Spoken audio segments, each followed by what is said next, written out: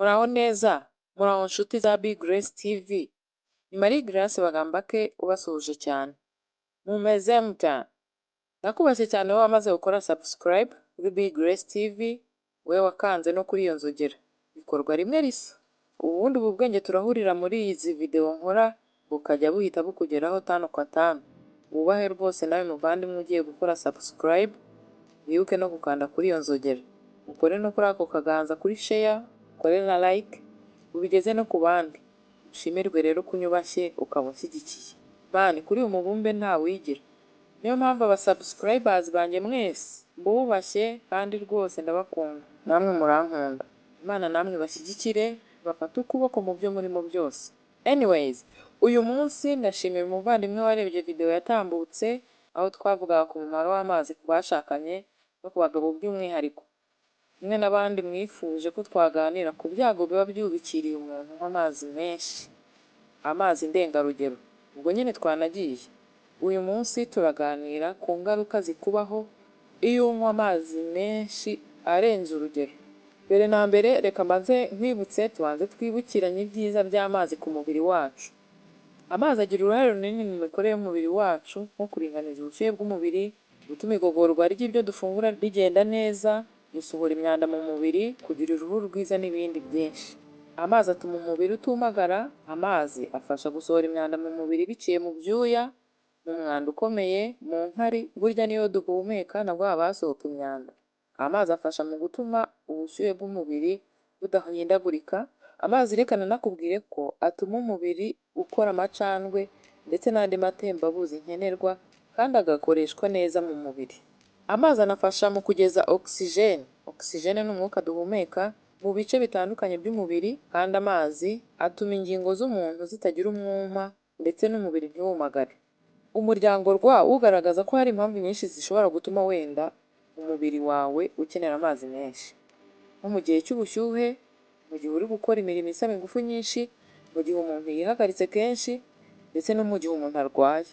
Umuntu wese akenera ikigero cyihariye cy'amazi bitewe n'ibiro afite, bitewe n'imiterere y'ikirere arimo, ndetse binatewe n'uburyo umuntu abaho n'imirimo umuntu akora n'ibindi. Amazi menshi rero, tugeze kuri topic yacu ko amazi menshi yanakwica, afite ingaruka mbi ku mubiri. Amazi menshi afungura amaraso, ndetse amaraso agacika amazi, wa mugani ya mvugo yacu tumenyereye, bikagabanya ingano y'umunyu nkenerwa mu maraso. Igiteye ubwoba gikurikiraho ni iki? Ni uko amazi menshi arenze urugero mu mubiri wawe atuma imitsi ibyimba cyane cyane mu bwonko. Ibi bituma urwara umutwe ku rwego rudasanzwe cyangwa ukagira hyponametrie, bikaba akaga gakomeye kuri wowe. Hyponametrie ni iki? Hyponametrie ni ukugabanuka kw'ingano ya sodium mu maraso. Iti sodium ni iki? Ubundi sodium ushatse wahita uyitekereza nk'umunyu wo mu gikoni. Wahita utekereza uriya munyu wo mu gikoni kuko iyo dushyira mu byo turya nyine, burya 40% byayo uba ugizwe na sodium. Buri munsi umubiri wacu ukenera hagati ya miligrama 1500 na miligrama 2500 za sodium. Umubiri wacu rero ukabika hafi ya garama 1.3 za sodium ku munsi, zikabikwa mu magufwa n'amatembabuzi y'umubiri nko mu maraso n'ahandi. Akamaro ka sodium nihuse, reka nkubwire ko yinganiza igipimo cy'amazi mu mubiri. Bavugaga haruguru ko amazi menshi ndengarugero mu mubiri wawe yagutera ibyitwa hyponametrie, bivuga kugabanuka kw'ingano ya sodium mu maraso. Sodium ibaye nkeya bigenda biti. Nkurikire, kuko twabonye ko sodium iringaniza igipimo cy'amazi mu mubiri, kugabanuka kwayo bituma umubiri utakaza amazi menshi, bikaba byatera umwuma.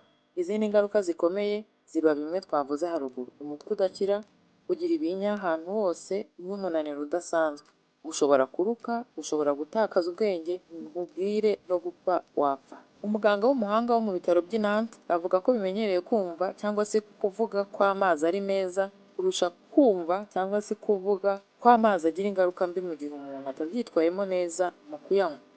Dr. Catherine ukora muri ibyo bitaro nawe agaragaza ko abantu bakwiye kumenya ko amazi menshi bishobora gutera uyanywa gutyo ku rwego ndengarugero, bishobora kumutera kugira isereri, akumva adashaka gufungura uko bikwiye, byamutera kunanuka bikabije. Dr. Catherine kandi akavuga ko ayo mazi menshi yatuma hagabanuka umunyu mu maraso. Ibi none uyu muganga akagaragaza ko byakuzanira ingorane no kwadukirwa n'indwara zo mu mutwe. Kugira amazi menshi mu mubiri ku rwego rurenze urusanzwe, na Dr. Catherine yemeza ko hari abo bihitana kuko umubiri uba warengewe n'amazi awurimo. Dr. Catherine mu ncamake reka nkubwire ko agaragaza ko urugero rwiza rw'amazi ku muntu ku munsi ruri hagati ya litiro 2 n'eshatu ntizirenge 5 bitewe n'ibiro by'umuntu. Mu ncamake rero, nk'umuntu ufite ibiro 40 aba akwiye kunywa byibuze litiro n'ibice 3 ku munsi. Wagira ibiro 50 ukanywa litiro n'ibice 7 ku munsi. Ufite ibiro 60 ni litiro 2 ku munsi. Wanywa litiro 2 n'ibice 3 mu gihe ufite ibiro 70. Wanywa litiro n'ibice 6 ku munsi ufite ibiro 80. Wanywa litiro 3 ku munsi ufite ibiro 90. Nawe ufite ibiro 100 unywa litiro 3 n'ibice 3 ku munsi. Wagira ibiro 110 ukanywa litiro 3 n'ibice 6 ku munsi. Ukanywa litiro 4 mu gihe ufite ibiro 120. Ukanywa litiro 4 n'ibice 3 mu gihe ufite ibiro 130. Ukanywa litiro 4 n'ibice 6 mu gihe ufite ibiro 140. Niba ufite ibiro 150 ugomba kunywa litiro 5 ku munsi. Dr. Catherine rero mu gifaransa cye avuga ko kunywa amazi menshi byagutera kugwa muri koma. La surconsommation d'eau peut provoquer le coma hydrique, c'est-à-dire si vous buvez plus de 5 litres d'eau par jour, vous mettez votre organisme en danger en déséquilibrant l'équilibre du sodium dans le corps. Bivuze iki rero? Ngo habaho icyitwa koma. Ugwa muri koma igihe unywa amazi litiro zirenze 5 ku munsi. Uba uri gushyira umubiri wawe mu kaga kuko uba ujagaraza sodium mu mubiri nk'uko twabigarutseho haruguru. Ubundi turabizi ko kurenza urugero muri rusange mu bintu byinshi ari bibi. Tout excès est nuisible. Uwakomeje kwibaza ngo amazi menshi ni iki? Trop d'eau c'est quoi? De quelle quantité? Professor Marc Whittle, umuhanga wo muri Péridurose mu bitaro bye by'i Londonienne, mu nkuru yanditse mu kinyamakuru Daily Mail, yavuze ko abarwayi be benshi babira ibyuya cyangwa ibyunzwe uko ubishaka bike cyane iyo bagabanije ingano y'amazi banywaga. Kuri we ngo kunywa amazi menshi aha ngo ntibikugiraho ingaruka zo kubira ibyuya byinshi, ahubwo aya mazi menshi ndengarugero akugiraho ingaruka zigera no mu mpyiko zawe no ku ruhago. Iyo wanyweye ibizi byinshi rero cyane cyane mu ijoro ujya kwihagarika buri kanya. Muri rusange kunywa amazi menshi kurenza za litiro n'ibiro twavuze haruguru muvandimwe ni icyitonderwa. Noneho rero kwiyagotomera ugafatiraho nka litiro zawe bitewe n'ibiro byawe ufite nk'uko twabisobanuye, cyangwa se ukagotomera bitewe n'icyaka wumva kikumereye nabi. Kunywa amazi ugotomera ko ni akaga gakomeye. Kunywa amazi ugotomera ni icyitonderwa. Harumbaje ngo kuki ibiro by'umuntu uko birushaho kwiyongera ariko ukeneye kunywa amazi menshi, ubwo ugenda uba obese. Nko mu bipimo twari tumaze kuvuga by'amazi, harambaje ati kuki uko ibiro byiyongera ariko ukenera no kunywa amazi menshi. Nihuse ni uko ibinure bigira amazi make cyane. Bivuze ko iyo ugira ibinure byinshi uba ubyibushye cyane, ariko uba ufite ikibazo cy'amazi make mu mubiri wawe, niko igipimo cy'amazi ngombwa kigenda kigabanuka muri wowe. Niyo mpamvu ko ibiro byawe byiyongera. Abahanga bavuga ko uko byiyongera ari nako wongera ingano y'amalitiro y'amazi unywa ku munsi. Institute of Medicine itanga inama k'umugore utwite. Umugore utwite n'uwonsa ngo byibuze baba bakwiye kunywa ibirahure birenze 9 ku munsi. Abana bari hagati y'imyaka 4 n'8 baba bakwiye kunywa ibirahure 5 ku munsi by'amazi. Abana bari hagati y'imyaka 9 na 13 banywa ibirahure by'amazi biri hagati ya 7 n'8 ku munsi. Umwana ufite imyaka 14 kugeza kuri 18 yakanyweye ibirahure biri hagati y'8 na 11 ku munsi, ntacyo byamutwara.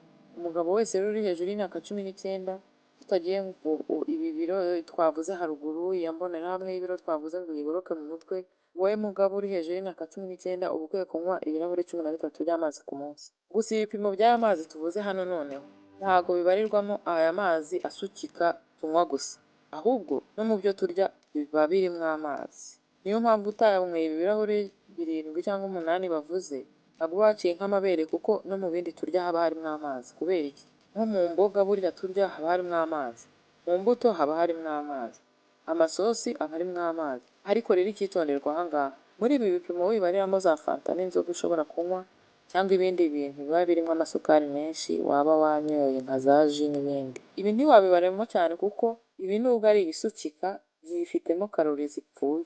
Amazi yego arimo, ariko aka kantu ka karori zipfuye niko kabi. Icyitonderwa kindi tugezeho, Uramutse watakaje amazi menshi ku rwego rudasanzwe, warutse, wagize diyare, uvuye muri siporo, wanywa amazi arenze urugero tuba tuvuze haruguru nta kibazo. Nturenze urugero ugotomera, kuko kugotomera ntabwo ari byiza. Nugotomera, ukagotomera, byo kugotomera gusa. Ku mazi rwose ujye witonda byanakwica. Ngiye kwanzura nguha ibimenyetso 9 bizakwereka ko ushobora kunywa amazi menshi ndengarugero. Icya mbere kizakwereka ko unywa amazi menshi arenze urugero, ni uko udashobora gusohoka mu nzu udafite icupa ry'amazi. Kandi ukaba wisanga aho uri hose uba ufite icupa ry'amazi. Ayo mazi ashira mu kiramwanda. Nawe wishyiraho akabazo. Ushobora kuba unywa amazi arenze urugero. Ikimenyetso cya kabiri uzitondera. Niba wisanga unywa amazi n'igihe udafite inyota, icyitonderwa. Gatatu, niba wisanga unywa amazi kugeza igihe inkari zawe zerurutse, ni icyitonderwa. Icya kane, niba wisanga ujya kwihagarika buri kanya na nijoro yewe, ni icyitonderwa. Ubusanzwe umuntu yihagarika inshuro ziri hagati y'6 n'8 ku munsi. Niba ujya kunyara cyangwa se kwihagarika inshuro ziri hejuru y'10, ni icyitonderwa. Ushobora kuba nawe unywa amazi menshi urenze akenewe. Ibi byatuma impyiko zawe zinanirwa kuko zitabona umwanya uhagije wo gutunganya amazi no kuyaringaniza nk'uko bikwiye mu mubiri wawe. Uku kunyaragura hanze bibahora. Uku kwihagarika buri kanya byaba ari n'ikimenyetso ko waba ugiye kurwara diyabete nsipide. Nzayigusobanurira ubutaha. Ikimenyetso cya gatanu gituma wibaza niba utanywa amazi arenze akenewe. Wisanga ukunda kugira isesemi rimwe na rimwe ukanaruka nta mpamvu yindi ukeka yaba yabiteye. Hari n'igihe ugira diyare.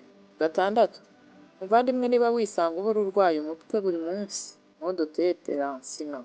Iki ni ikimenyetso ko waba unywa amazi menshi arenze akenewe, kuko ahubwo abantu cyangwa bizwi ko ngo amazi avura umutwe. Hari igihe unywa menshi akagutera umutwe. Icyitonderwa ahubwo none ukarwara udakira. Karindwi, niba ujya wisanga wabyimbye ibiganza, wabyimbye iminwa n'ibirenge, ni bimwe bya hyponametri twavuze haruguru. Ni icyitonderwa, ushobora kuba unywa amazi ndengarugero. 8, niba wisanga ufite ikibazo cy'imitsi, imitsi yoroshye ukisanga ufite imitsi byimba kenshi, ni icyitonderwa. Niba wisanga uhorana umunaniro mbese wumva washize kabisa, ni uko nyine impyiko ziba zarananiwe mbese zarahawe akazi kenshi kubera amazi menshi wanyoye cyangwa unywa, bigatera impyiko kumva bizirenze zikaba stresse, bityo nawe wese ukumva nawe ubaye stress. Ukahora wumva unaniwe ukuntu rimwe na rimwe no kweguka cyangwa se kubyuka ukumva birakunaniye. Guys, tujye tunywa amazi twumva tuyakeneye. Amazi ni ubuzima, ariko indengakamere unywa amazi arenze urugero yanakwica. Ndagushimiye. Ni Marie Grace Bagambake. Iyi ni Big Grace TV.